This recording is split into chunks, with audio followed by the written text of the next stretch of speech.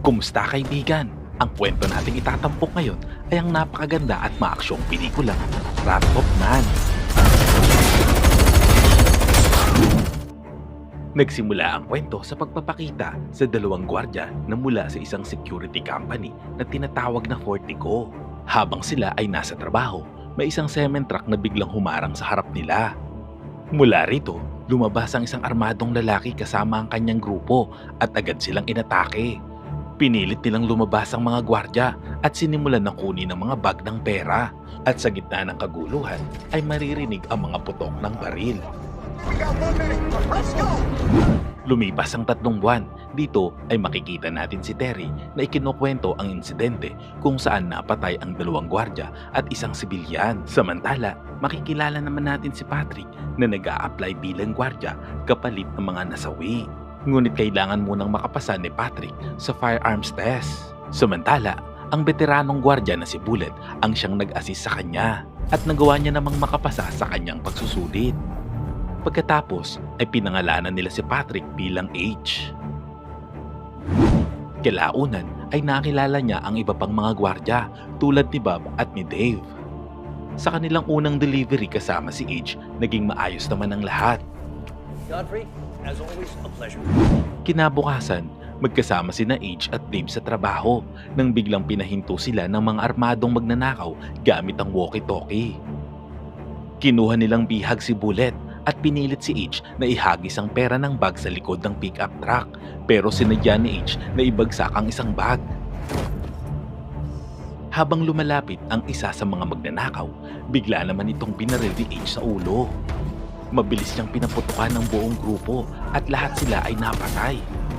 Hinabol niya ang leader at umabot sila sa isang gusali at doon niya ito tinapos.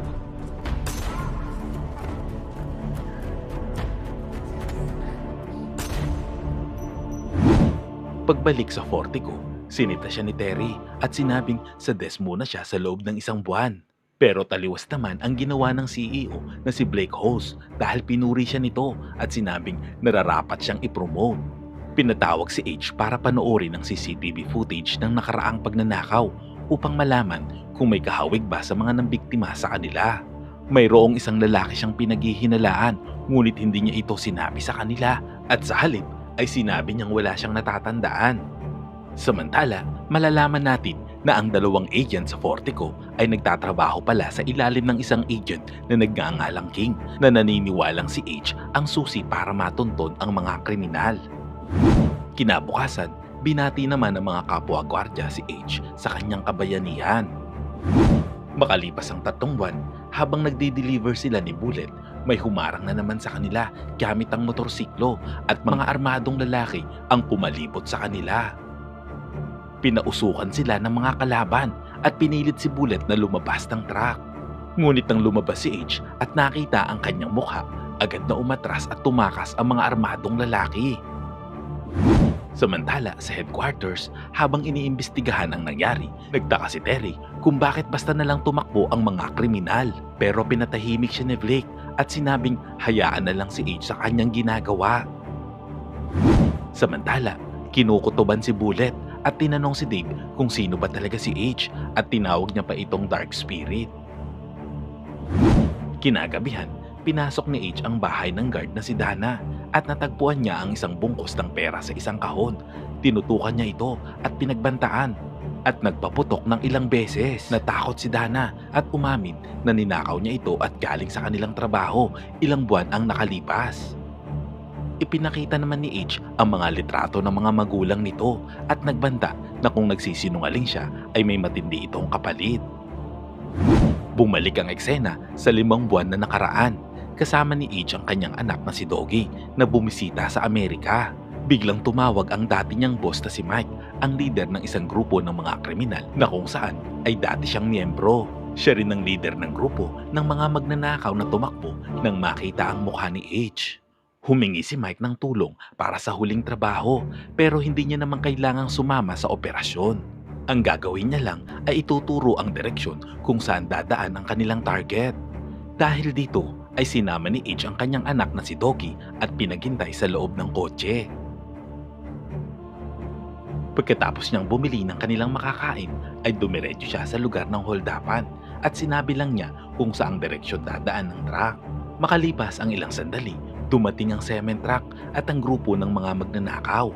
Sa hindi inaasahang pagkakataon, pinalabas ng isang armadong lalaki si Doggy mula sa sasakyan. Nakita naman ito ni H at dali-dali siyang tumakbo.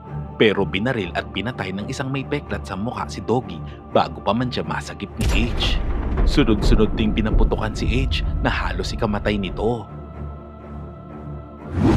Ilang linggo siyang nasa koma at sa kanyang paggising ay sinabi sa kanya ang masaklap na balita. Paglabas niya ng hospital, nakita silang muli ng kanyang dating asawa na si Jane at dito ay sinisi siya sa pagkamatay ng kanilang anak. Nakipagkita rin si H kay Mike at sa kanyang mga tauhan at silang lahat ay sumumpa na tutulungan siya sa paghahanap sa mga salarin. Sunod-sunod silang nag-interrogate ng iba't ibang kriminal hanggang sa may isa ang nagsiwalat tungkol sa magkakapatid na sangkot sa krimen. Pinuntahan sila ni H at tinanong ang mga ito pero na mapagtanto niya na wala silang alam ay pinatay niya ang mga ito. Pagkatapos ay nagsimula na magtrabaho si H sa Fortico bilang bahagi ng kanyang plano. Pinatiktikan niya ang mga gwardya at inutusan ang kanyang assistant na si Kirsty na kumuha ng mga background files sa mga ito kasama na ang autopsy report ng kanyang anak na si Doggy. Samantala, makikilala natin ang mga salarin sa unang pagnanakaw, isang grupo ng mga dating sundalo sa Afghanistan na tila itinakwil ng lipunan. Pinamumunuan sila ni Jackson at kasama sa grupo sina Carlos, Sam, Tom, Brad at si Jan, ang lalaking bumaril kay Doggy. Matagal nang pinagplanuhan ni na Jackson at Tom ang kanilang operasyon pero pareho silang nag-aalala tungkol kay Jan dahil kilala nila ito na mahilig lumihis sa plano. Ngunit kampante naman si Jackson na sa huli ay susunod pa rin ito sa utos. Samantala, makikita natin ang buong nangyari sa unang eksena ng pagnanakaw. Dito ay napansin nila ang pagdating ni H at Doggy sa lugar. Habang mag-isa si Doggy sa kotse, nilapitan siya ni Sam at pinalabas ito at pinahiga sa sahig. Ngunit si Jan ay tila nawala sa sarili.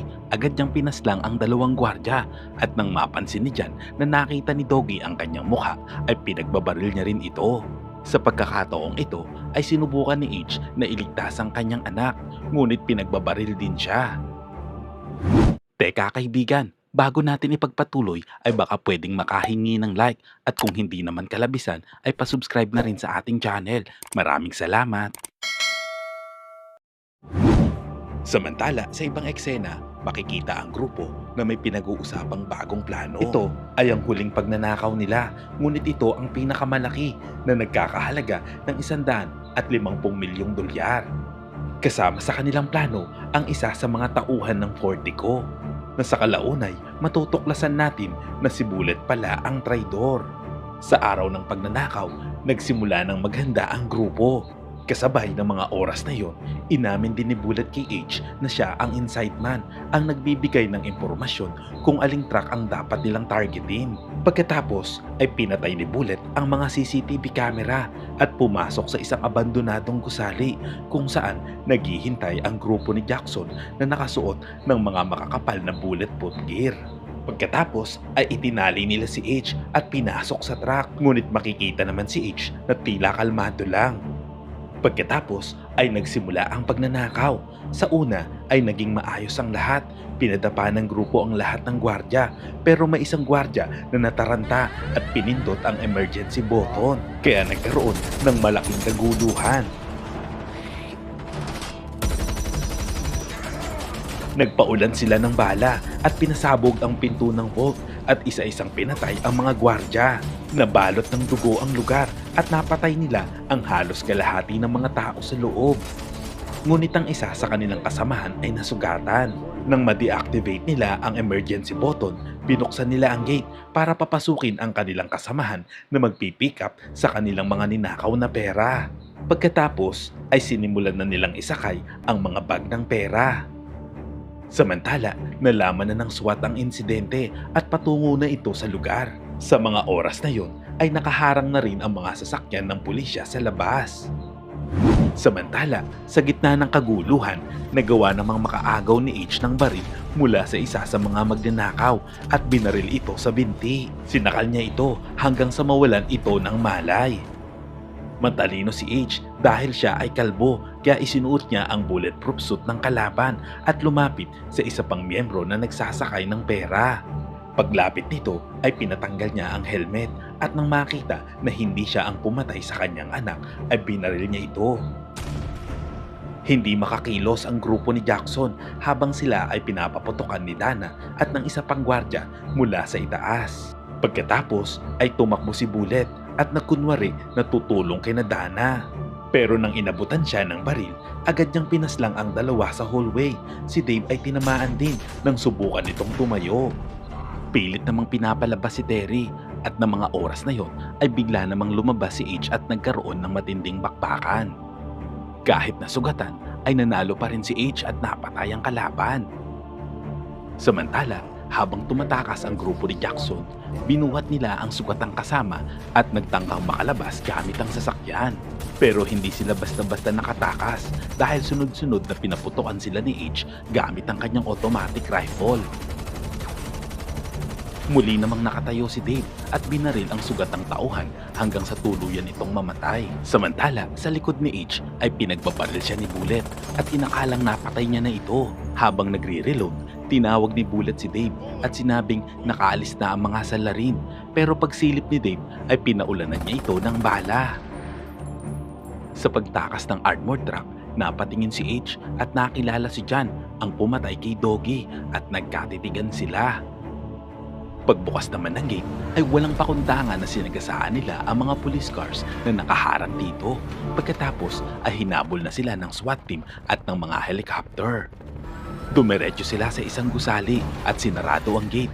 5 minuto lang ang meron sila bago tumakas. Plano nilang dumaan sa underground tunnel na hindi alam ng publiko. Samantala, makikitang sugatan naman si Jackson matapos siyang tamaan ni H sa leeg. Sa loob ng tunnel, tuluyan namang pinaslang ni John si Jackson upang hindi na ito maging pabigat. Sa mga sandaling iyon, magkasama si Bullet at John na bumaba ng elevator, bit-bit ang mga pera. Sakay ng quad bikes, nag-drive sila ng 3 milya papunta sa getaway car. Pero habang nagbabiyahe, napansin ni Bullet na may kakaiba kay John, kaya nagplano siyang patayin ito. Pero naunahan siya ni John at pinasabog ang kanyang utak. Bit-bit ang lahat ng pera, tuluyan siyang tumakas. Dahil sa dami ng tunnel sa ilalim ng lungsod, hindi na siya nasundan pa ng mga pulis. Lumipas ang ilang araw, si John ay nakaupo sa isang apartment kasama ang milyong-milyong dolyar na ninakaw niya. Bigla namang may tumunog na cellphone. Hindi niya inaasahan na galing mismo sa loob ng bag ang nagri-ring na cellphone. Pagharap niya, nandoon na si H. Tahimik lang ito, tapos ay hinagis sa kanya ang autopsy report ni Doggy. Nagulat naman si John at binasa niya ito. Ang mga tama ni Doggy ay sa atay, baga at puso. Habang binabasa niya ito, unti-unti niyang naalala ang itsura ni H habang nakatingin ito sa kanya.